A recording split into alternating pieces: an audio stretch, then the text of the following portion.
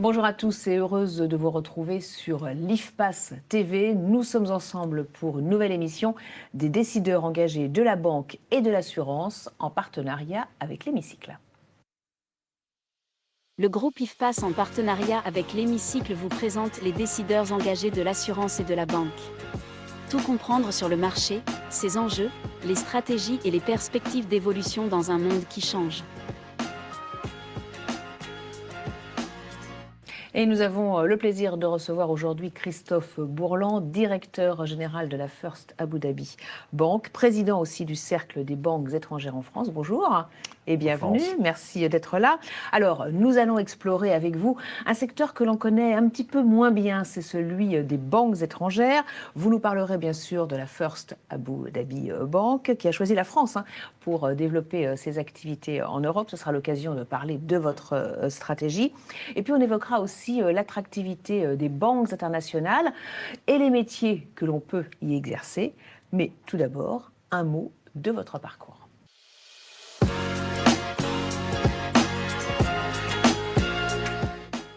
Un parcours très international, des débuts aussi dans la finance. Qu'est-ce qui vous a poussé à aller vers le secteur bancaire et qu'est-ce qui vous passionne encore dans ce secteur ? C'est la diversité en fait des métiers qui m'a toujours intéressé, qui m'a paru très attractive. C'était déjà dès le plus jeune âge, si je puis dire, une volonté d'aller vers l'international, d'envisager une carrière qui dépasse un peu les frontières de l'Hexagone, pour finalement m'y retrouver quelques dizaines d'années plus tard. Mais des vraies opportunités que j'estimais plus fortes et plus importantes à l'international plutôt que dans le simple marché français. Alors, votre carrière commence à Londres. Oui. C'est un vrai choix stratégique, alors si j'entends bien. Oui, Londres était à l'époque, ça remonte à la fin des années 80 pour être parfaitement honnête, c'était l'époque du Big Bang, qui était vraiment un moment où les marchés se dérégulaient, où il y avait un appel d'air extraordinaire et où on sortait un peu du caractère société de bourse, charge d'agent de change à l'époque, comme on disait, qui était encore extrêmement bloqué en termes de développement commercial pour les investisseurs et pour les divers intervenants. Alors, qu'est-ce que ce passage par Londres vous a appris que Paris ne vous aurait pas apporté à l'époque ? Alors à l'époque, Londres était vraiment de très loin la première place financière en Europe. À l'époque, bien sûr, le Royaume-Uni faisait partie de l'Union européenne, ce qui facilitait aussi. Ils avaient un avantage compétitif très clair. La plupart des grandes banques internationales, d'ailleurs, étaient présentes à Londres, avec en général un bureau annexe à Paris et pas beaucoup plus. Donc c'était là le marché qui était vraiment le plus porteur et de très loin. Votre parcours passe par des banques très différentes, ING, VTB, Ecobank, QNB, aujourd'hui FAB, la First Abu Dhabi Bank. Alors, qu'est-ce qui a guidé vos choix ? En fait, à la fois des opportunités, parce que quand on devient un dirigeant à peu près reconnu sur son marché, de temps en temps, vous recevez des coups de fil de l'un ou de l'autre, un chasseur de tête, un confrère qui a besoin de staffer un peu plus son état-major et qui vous fait signe. Et à côté de ça aussi, le caractère précis des opportunités qui me paraissaient plus importantes dans le monde de la banque internationale que dans le monde de la banque française, en particulier avec une rapidité certainement plus importante pour obtenir des vraies responsabilités. Justement, ça fait partie des enseignements que vous tirez de vos années à l'international. En quoi ça vous sert aujourd'hui ? Ça me sert aujourd'hui. D'abord, il faut démontrer une capacité d'adaptabilité très forte. Et ça, je crois que c'est vraiment important dans le monde des affaires, au sens large. Aujourd'hui, la relation client en particulier, elle se comprend, elle se bonifie si vous comprenez réellement bien les attentes de vos clients. Et ça, c'est quelque chose qu'au niveau des banques internationales, la culture du client, à mon avis, a été beaucoup plus développée dans les banques internationales que dans les banques françaises traditionnelles. Évidemment, ça a changé. Là, je remonte à la fin des années 90, années 2000. Mais j'ai toujours senti qu'il y avait une attention aux besoins du client plus forte dans le monde des banques internationales. Et comme moi, j'étais sur le plan commercial pendant une grande partie de mon parcours, ce sont des choses auxquelles j'étais très sensible. Alors, vous êtes président aussi du Cercle des banques étrangères en France. Qu'est-ce que vous apporte cette casquette? Alors c'est très simple, c'est à la fois une association d'une cinquantaine de banques étrangères qui se réunissent régulièrement, au moins une fois par mois, autour d'événements, autour de thèmes, autour de sujets d'actualité bien sûr, et qui nous permet aussi de comparer, nos soucis respectifs, qui sont un peu différents des grandes banques françaises, de réseaux installés sur le marché français depuis parfois plus de 150 ans, et deuxièmement, qui nous permet aussi de nous faire entendre auprès des instances de supervision, la CPR, la Banque de France, mais également le ministère de l'économie et des finances, qui de temps en temps a besoin d'entendre ce que les banques étrangères et les investisseurs étrangers derrière elles ont à dire sur leurs investissements français. Alors, quand on travaille pour des banques russes, africaines, qatari, émiraties, est-ce qu'on apprend un autre métier que les métiers de banque occidentale classique? Alors oui et non. Ce qu'on apprend, c'est d'abord savoir s'adapter à des cultures extrêmement différentes. C'est vrai qu'entre une banque d'origine nigériane et une banque russe ou une banque des Émirats arabes unis aujourd'hui, les différences culturelles sont importantes. Et c'est une des premières obligations qu'on a quand on entre dans ce type de maison, c'est de savoir de comprendre la culture de la maison mère et de savoir que les méthodes seront probablement différentes de ce que nous connaissons sur le marché français, mais qui ont besoin d'être entendues pour simplement se donner les chances de réussir au sein de ces institutions. Et au-delà de ça, le corpus est commun. C'est-à-dire quand vous êtes une banque étrangère en France, vous êtes régulé, supervisé par la CPR, qui supervise l'ensemble des banques étrangères et françaises sur le marché français. Donc vous devez respecter tous les sujets de gouvernance, de conformité, d'analyse des risques, de relations commerciales aussi avec les clients. Vous êtes évidemment astreint aux mêmes contraintes que nos confrères français. Alors, on va parler justement de ces différents métiers. On plonge dans les coulisses d'une banque internationale.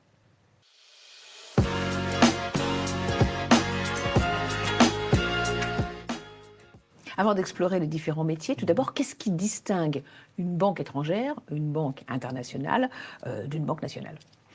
Alors une banque internationale, par principe, elle va regarder son client dans l'ensemble de ses activités dans le monde. Ce qui est une des caractéristiques que j'ai connues à la fois, évidemment, aujourd'hui chez FAB, mais dans le passé, chez VTB, chez ING, chez Ecobank.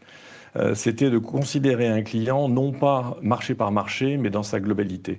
Et c'est aussi pour ça que les implantations en France des banques étrangères sont importantes, parce que quand vous traitez avec des clients aussi importants que Engie, Total Energy, Dassault, Airbus, vous avez besoin de leur garantir un traitement entre guillemets équivalent, pays par pays, marché par marché, produit par produit.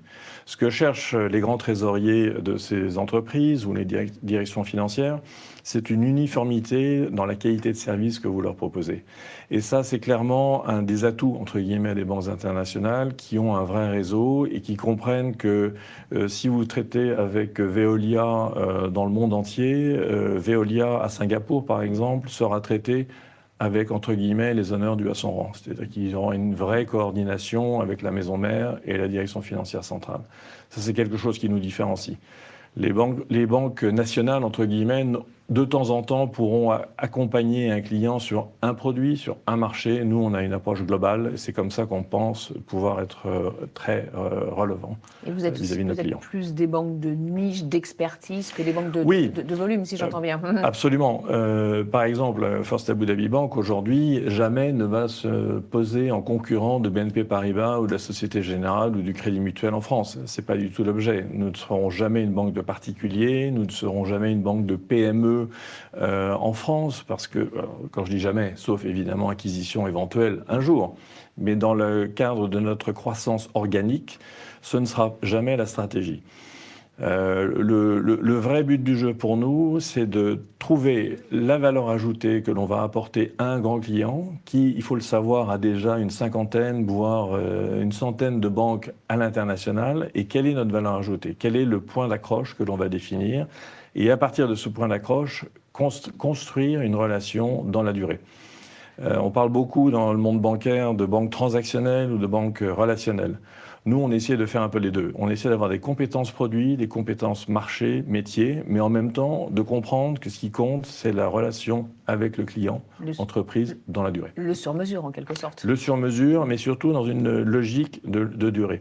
Ce qui correspond d'ailleurs très bien, en l'occurrence, à la vision aussi que ma banque aujourd'hui, First Abu Dhabi, a dans l'investissement de long terme.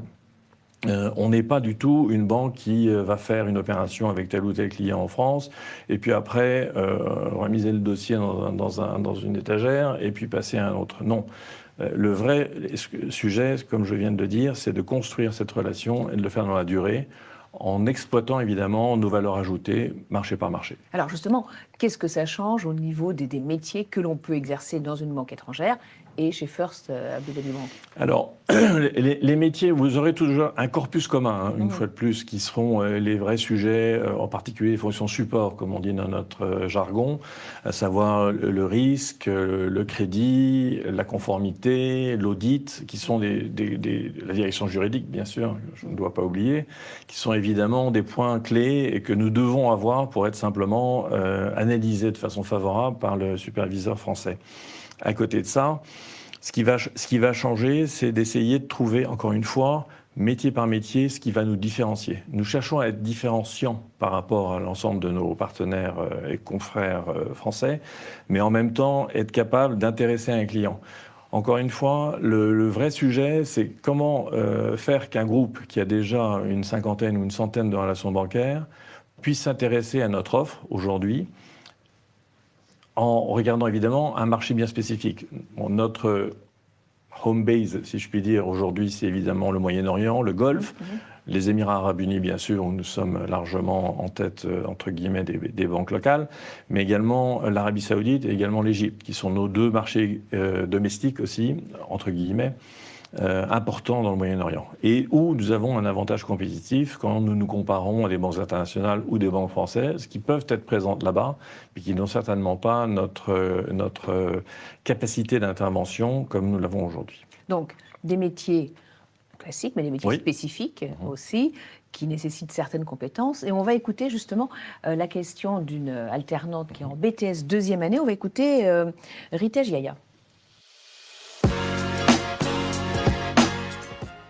Bonjour Monsieur Burlan, je me présente, je suis Yaya Ritesh, étudiante à l'IFPAS en deuxième année de BTS. J'aurais une question à vous poser. Représenter une grande banque étrangère en France implique-t-il davantage de diplomatie que de stratégie? Qu'il faut être plus diplomate. Alors, dans la diplomatie joue un rôle, c'est évident. Et justement, pour rebondir sur cette question tout à fait valide, il faut par exemple parler de la qualité de la relation aujourd'hui entre les Émirats et la France. Nos deux présidents sont manifestement des amis. Le président Macron se rend régulièrement aux Émirats, tout comme le président Al Nahyan vient en France régulièrement. Il y a eu, il y a 4 ans, la constitution d'un haut conseil économique Émirats-France qui réunit la crème de la crème des grands patrons français et l'équivalent aux Émirats, avec en particulier les grands investisseurs que sont Mubadala, Adia, ADQ, etc., etc. Donc, ce qui compte, et là je reviens sur la partie diplomatie, c'est évidemment qu'il y ait une bonne compréhension au niveau le plus senior des deux pays, parce que c'est important. La France est un partenaire important des Émirats. Nous avons une base militaire là-bas. Aujourd'hui, dans le monde que nous connaissons, avoir 2500 soldats français basés à Abu Dhabi, évidemment, ça a un impact important. Nous assurons d'ailleurs des missions de surveillance pour le compte des Émirats, avec évidemment leur pleine et entière collaboration. Mais ça, ce sont des choses qui sont vraiment la base pour la diplomatie. Après, la stratégie de la banque, elle est aussi autonome. C'est-à-dire qu'on ne va pas non plus dépendre de ce que tel ministre ou tel conseiller diplomatique va vouloir faire ou envisager de faire. Mais il est vrai que pour les Émirats, c'est un vrai sujet où on essaye de vraiment impliquer à la fois le côté diplomatique, et ça se transmet aussi, ça se traduit aussi par une coopération très proche avec l'ambassade des Émirats en France, par exemple, que je rencontre absolument tous les mois à minima, où il y a une bonne intelligence et une bonne interaction entre les intérêts du pays et le besoin de développement et la stratégie d'une banque. Mais ça veut dire qu'il faut des capacités financières, bien sûr, des compétences financières, mais aussi un peu de géopolitique. La géopolitique est jamais totalement absente. C'est-à-dire que les Émirats, vous le savez, sont un pays qui viennent de rejoindre d'ailleurs les BRICS, ce qui était une grande évolution depuis, dans leur approche. Ils prônent un non-alignement, même si évidemment les États-Unis sont un partenaire très proche et historique, tout comme ils le sont pour d'autres pays de la région. Mais la géopolitique n'est pas totalement absente. Il y a aussi évidemment la relation particulière, et l'actualité nous le montre aujourd'hui sous un angle extrêmement noir, avec l'Iran. Les Émirats ont servi et servent toujours de go-between, d'intermédiaire aussi entre l'Iran aujourd'hui économique, qui existe toujours, et le reste du monde, ce qui ne va pas s'en poser un certain nombre de débats aujourd'hui, vous imaginez. Alors pour les jeunes qui nous regardent, Oui. quels sont les profils que vous recrutez? Alors dans ces banques étrangères internationales, pas mal de profils seniors, mais des jeunes aussi, qui ont toute leur place. Beaucoup de jeunes qui ont toute leur place. Aujourd'hui, la banque en France espère bien, sous ma houlette, doubler ses effectifs. Donc on est une cinquantaine de salariés aujourd'hui. On devrait passer à une centaine à horizon 18-24 mois. Évidemment qu'on va recruter des jeunes, évidemment qu'on est intéressé par des profils qui sont des profils où, évidemment, une ou deux langues étrangères ne feront pas de mal. La langue de travail chez FAB, c'est l'anglais, bien sûr. L'arabe est un plus, évidemment, mais n'est certainement pas indispensable. Mais l'anglais courant des affaires est, lui, en revanche, indispensable. Les profils ont besoin, je pense que c'est, encore une fois, je reviens à ce que j'évoquais sur mon propre parcours, le vrai sujet, c'est une accélération de carrière, si je puis dire. Vous intégrez FAB, vous n'intégrez pas, sans être péjoratif, on n'intègre pas la banque postale ou le crédit mutuel Arkéa, par exemple. Oui, ça faut se préparer une mobilité géographique. Mobilité géographique, ouverture sur aussi une réactivité. C'est-à-dire que vous arrivez dans une banque comme la nôtre, vous êtes recruté pour un job qui va durer 2 à 3 ans. Conseiller commercial, auditeur, analyste crédit, tous les postes évidemment sont disponibles parce qu'on a besoin de se développer dans tous les métiers.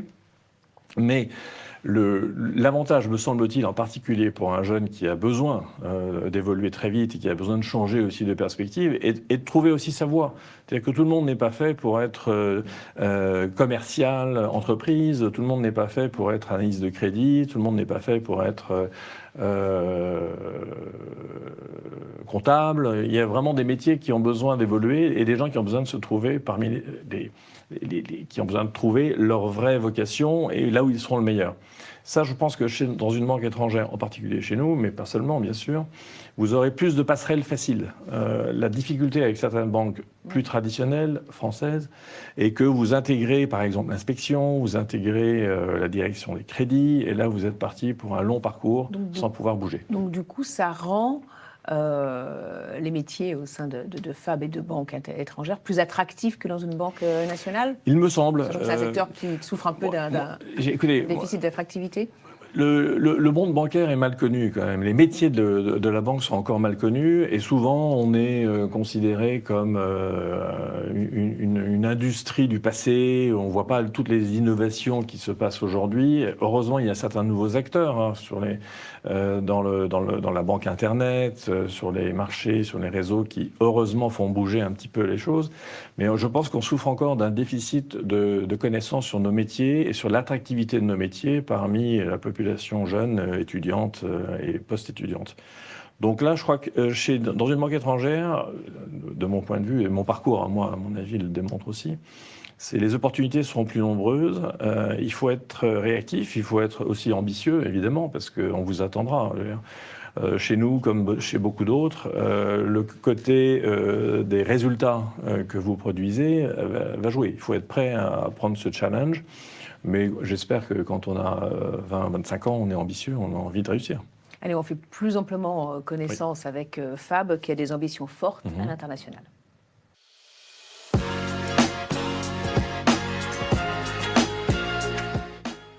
Donc la First Abu Dhabi Bank est une banque récente, qui a 8 ans presque d'existence Tout à fait. et qui fait envie quand même quand on voit ces chiffres. Quelques chiffres. Oui, quand on voit ces chiffres, c'est-à-dire qu'aujourd'hui, alors nous sommes effectivement à la réunion de la fusion de deux banques d'Abu Dhabi, création effectivement en 2018. Aujourd'hui, un total de bilan qui dépasse 350 milliards de dollars, une capitalisation boursière de l'ordre de 54 milliards de dollars. Et on attend un résultat, alors je ne peux pas en parler trop, mais enfin, sur la base des résultats aux 9 premiers mois de 2025, on devrait dépasser assez largement 5 milliards de dollars de résultats nets, ce qui pour une banque de notre catégorie est très encourageant. Je passe sur les ratios prudentiels et autres qui sont excellents. Mais c'est vrai que c'est une banque qui a l'avantage d'avoir des actionnaires extrêmement, entre guillemets, riches, qui veulent investir. C'est un peu le problème des Émirats, ceci dit sans forfanterie. Mais on parle d'excédent budgétaire aux Émirats arabes unis, on ne parle pas de déficit budgétaire. Donc évidemment, ça fait rêver. Et évidemment, il s'agit de trouver les emplois pour ces ressources qui sont effectivement extrêmement importantes. La banque marche très bien. Aujourd'hui, nous sommes largement le numéro 1 aux Émirats arabes unis. Donc la croissance passe par l'international. D'où les projets qu'on va aborder. De vous développer en Europe. Mais avant ça, quand même, un petit mot sur le positionnement de Fab. Et puis sur le fait, il faut le souligner quand même, que la direction générale est tenue par une femme. Complètement. Je crois que c'est important de le souligner, vous avez parfaitement raison. Les préjugés sur le monde arabe sont nombreux, et en particulier la place de la femme dans l'entreprise, dans la société, plus généralement. Mais en ce qui nous concerne, nous avons 4 femmes qui sont au comité de direction de la banque, 2 au conseil d'administration, sur un total de 11 et 12 de mémoire. Ce qui démontre quand même déjà une modernité là-dessus. Madame Al-Rostamani, notre directrice générale groupe, a rejoint la banque il y a maintenant une vingtaine d'années. On a pris la direction générale il y a 6 ans et c'est sous sa houlette que nous avons vraiment commencé ce développement international qui est la clé de notre prochain développement. Donc vous mettez le cap, puisqu'on parle de développement international, vers l'Europe. C'est vraiment un marché prioritaire, le marché prioritaire? Alors, c'est un des marchés prioritaires, je dirais. Aujourd'hui, l'Asie, vous savez, il ne faut jamais oublier, et on revient peut-être une seconde à la géopolitique, quand on est basé à Abu Dhabi ou aux Émirats, le soleil se lève aussi à l'Est. Et donc l'Est, c'est l'Asie, c'est le potentiel de croissance de l'Asie, Singapour, Hong Kong, la Chine, et pas seulement. Donc évidemment que l'Asie va continuer à rester un pôle important de croissance. L'Inde en particulier, nous sommes devenus très importants en peu d'années. Donc ça restera toujours vrai. En revanche, l'Europe, malgré ses défauts, malgré ses quelques scléroses, l'Europe reste un continent extrêmement riche, avec des économies matures, certes, avec des taux de croissance, certes, très différents de ceux qu'on connaît dans le Golfe, mais où la richesse intrinsèque des pays reste importante. Leur qualité aussi. Je sais qu'aujourd'hui, quand on écoute les nouvelles, le marché français, l'Europe est quand même interroge un petit peu. On parle souvent du vieux continent. Le vieux continent, à juste titre. Mais néanmoins, la base aussi est très, très importante. L'infrastructure, la qualité de la formation, la richesse accumulée aussi. Il faut bien réaliser, quand on voit les chiffres que sortent certains aujourd'hui sur les actifs financiers des Français, on voit quand même que c'est important. Et on peut dire la même chose encore plus probablement pour l'Allemagne. Donc l'Europe, l'un des marchés prioritaires. Et vous avez choisi la France comme hub européen stratégique. On va voir pourquoi, mais on va écouter cette autre question d'un alternant, une question d'Adam, qui lui est en BTS première année. On l'écoute. Bonjour Monsieur Bourlan, je m'appelle Adam, je suis en première année de BTS Banque et j'avais une question pour vous. La France est-elle une porte d'entrée vers l'Europe pour les capitaux du Moyen-Orient ? Alors la réponse est oui. On peut déjà rassurer Adam, c'est vraiment une porte d'entrée. En fait, traditionnellement, les pays du Moyen-Orient, et là j'englobe les autres, à savoir les Saoudiens, les Qataris, les Koweïtiens, qui sont les vrais grands investisseurs, avec les Émirats bien sûr en Europe, sont depuis très longtemps investis sur le marché européen, mais avaient tendance, pour des raisons aussi historiques et diplomatiques, à avoir commencé par le Royaume-Uni. Donc très traditionnellement, Londres et et le Royaume-Uni au sens large étaient vraiment le réceptacle premier de tous les investissements du Golfe.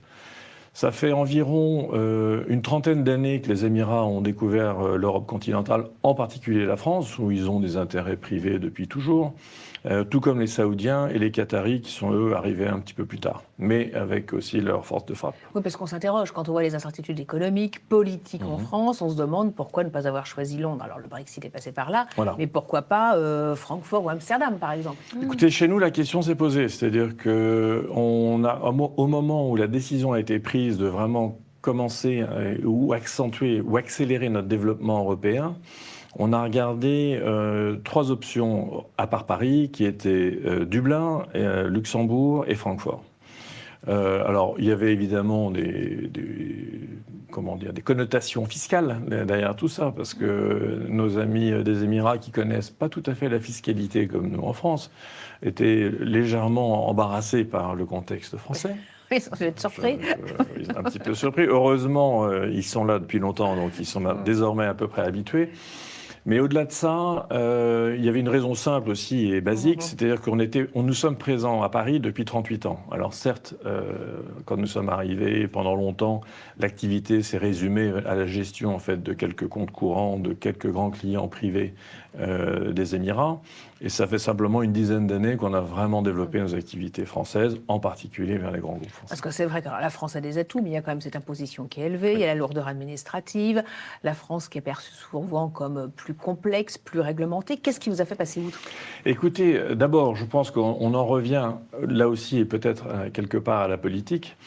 Mais quand le président Macron a été élu en 2017, je crois qu'il était grand temps, sans porter de jugement, de remettre l'attractivité de la France sur le devant. Ce qu'il a fait très bien. Plein de mesures ont été prises, comme vous le savez, sur l'imposition, en particulier des personnels de haut niveau dans le monde bancaire. Ça, c'était un des grands axes qui a permis aux banques américaines de réinvestir le marché français. Par exemple, mais les banques américaines, qu'on le veuille ou non, restent les plus importantes du marché ici. Et les voir revenir, les voir transférer, grâce au Brexit que vous évoquiez, une partie de leurs activités, de leurs équipes vers Paris a été un vrai plus. Mais ça a été fait grâce aux mesures qui ont été prises par le gouvernement, je dirais, Macron 1, entre guillemets. Donc ça, c'était quelque chose de très positif. Et nous, on a regardé ça avec aussi le prisme des Émirats, qui est un prisme sur le temps long. Nous sommes un pays qui a l'avantage, entre guillemets, d'avoir une perspective de génération de revenus liée au pétrole, mais pas seulement, je pense qu'on y reviendra, avec un horizon qui est de 50 à 70 ans. Donc regarder notre développement en Europe en restant sur notre base aujourd'hui parisienne, mais évidemment en s'autorisant, dès que nous aurons notre agrément bancaire, ce qui est en cours aujourd'hui, à aller vers l'Allemagne, vers l'Espagne, vers l'Italie, qui sont les 3 pays clés pour nous, dans la mesure où les investisseurs du Golfe, et en particulier des Émirats, ont déjà investi ces pays avec beaucoup d'importance. Que peut apporter FAB à l'Europe? Voilà, quel type d'investissement comptez-vous Nous, apporter à l'Europe, le but du jeu, c'est de développer nos équipes commerciales à Paris, c'est d'accompagner la plupart des grands groupes aujourd'hui qui s'intéressent à notre région, mais pas seulement. C'est-à-dire que pendant longtemps, si un groupe européen n'avait pas un axe vers le Golfe ou le Moyen-Orient, nous regardions, mais nous ne regardions pas de façon prioritaire. Aujourd'hui, ça a changé. Et c'est aussi par rapport à la stratégie globale de la banque. Pendant longtemps, FAB a été, on va dire, une banque qui avait son marché domestique et qui avait un réseau international qui lui apportait des opérations. Aujourd'hui, le paradigme a totalement changé. Aujourd'hui, nous voulons être une grande banque internationale dont le siège est à Abu Dhabi. Ce qui est très différent en termes de culture, en termes de mentalité, si je puis dire. Et ça, c'est quelque chose qu'on va faire. Et on va accompagner des groupes aujourd'hui importants en Europe qui ont aussi besoin de renouveler leurs partenaires bancaires. Vous le savez, il y a des banques qui souffrent de certaines difficultés.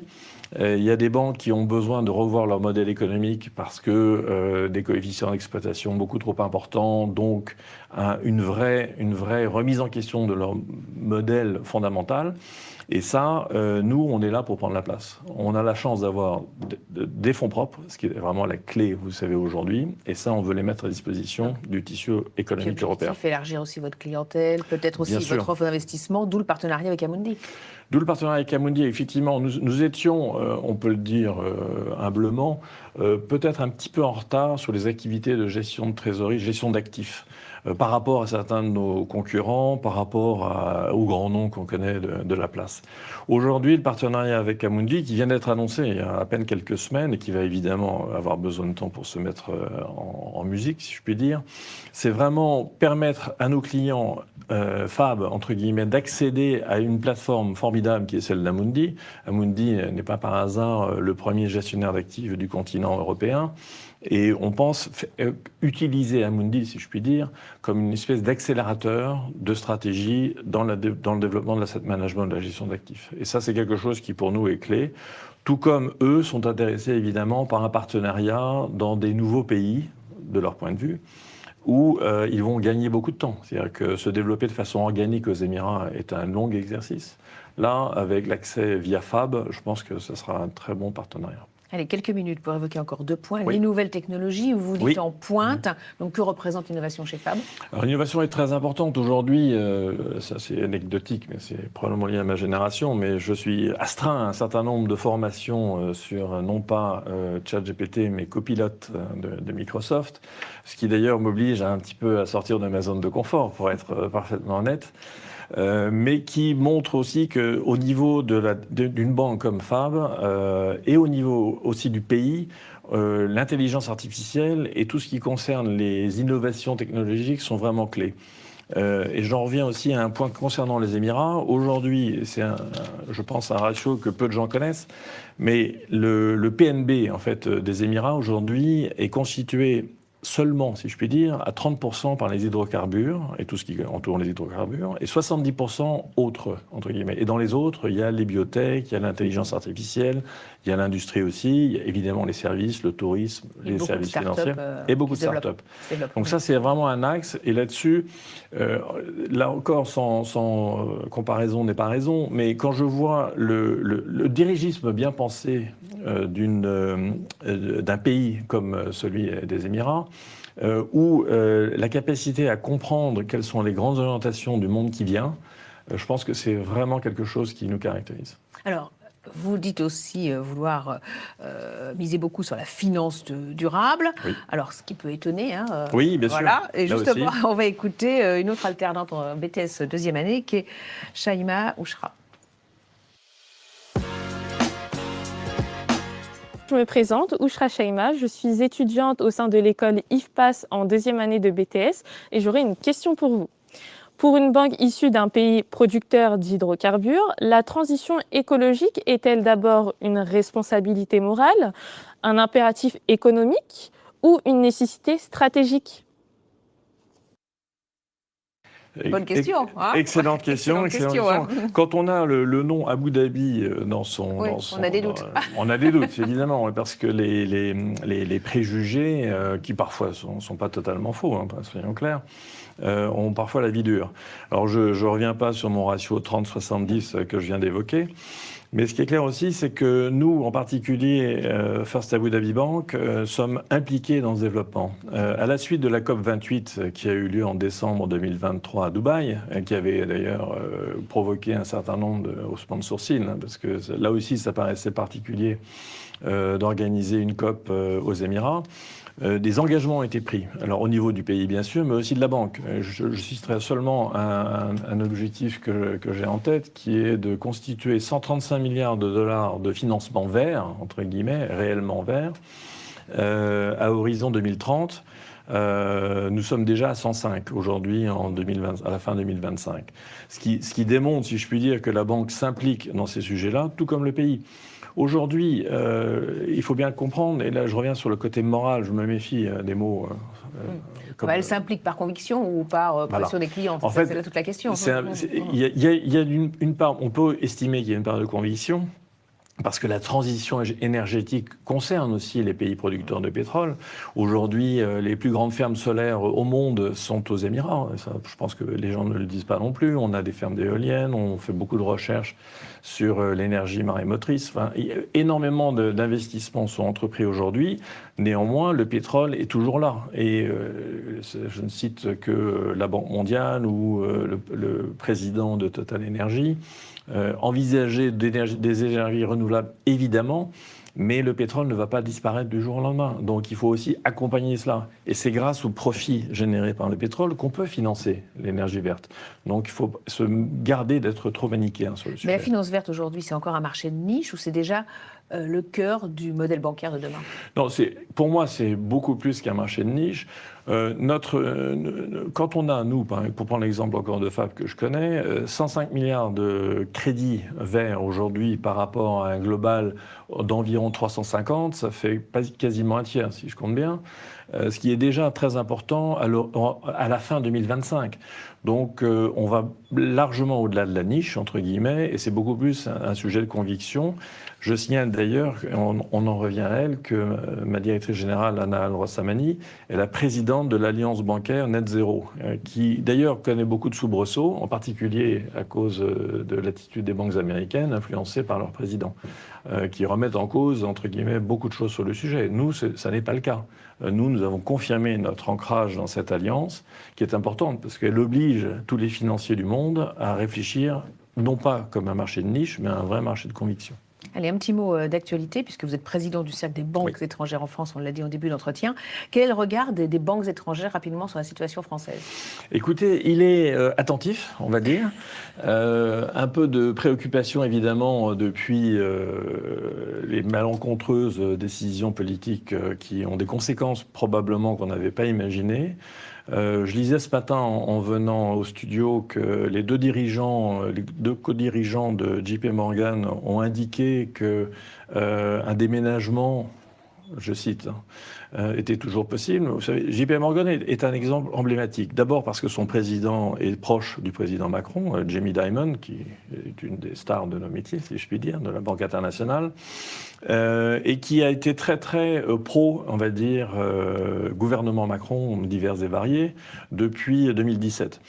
Que ces deux dirigeants français aujourd'hui, enfin basés en France, estiment que la situation qui a prévalu depuis 7 ans pourrait évoluer est quand même une indication qu'on ne peut pas ignorer.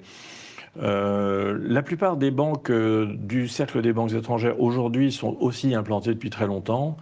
Je n'ai pas ressenti de volonté de changer tout ça. Néanmoins, évidemment, l'absence de budget, évidemment, les incertitudes politiques françaises pèsent. L'avantage aussi que nous avons, nous, encore une fois, Fab, c'est le temps long. Et le temps long indique que notre horizon de gestion, c'est pas 2027. C'est 2057. Ça, c'est plutôt positif pour la France. Oui. Allez, très rapidement, un dernier message Oui. aux jeunes qui nous regardent et qui voudraient se lancer dans une carrière, dans une banque internationale. Écoutez, d'abord, bienvenue. Je pense qu'il y a vraiment des opportunités très intéressantes. Aujourd'hui, moi, je le vois avec mes enfants. Les études se font quand c'est possible, évidemment, à l'étranger souvent. Le retour à la mère patrie, si je puis dire, n'est pas garanti du tout. Les banques étrangères vous offrent par principe des opportunités d'évolution. Au sein même de Fab à Paris, sur une petite équipe comme une cinquantaine de personnes, j'ai déjà réussi à détacher 3 salariés aux Émirats, un en Arabie Saoudite, depuis à peine 18 mois. Donc ça prouve que les opportunités existent chez nous comme elles existent dans beaucoup d'autres maisons. Ouais, c'est un message positif pour tous les jeunes qui nous regardent. J'espère, Merci beaucoup, Christophe Bourlan. Merci à tous de nous avoir suivis. On se retrouve très vite pour un nouveau numéro des décideurs engagés de l'assurance et de la banque.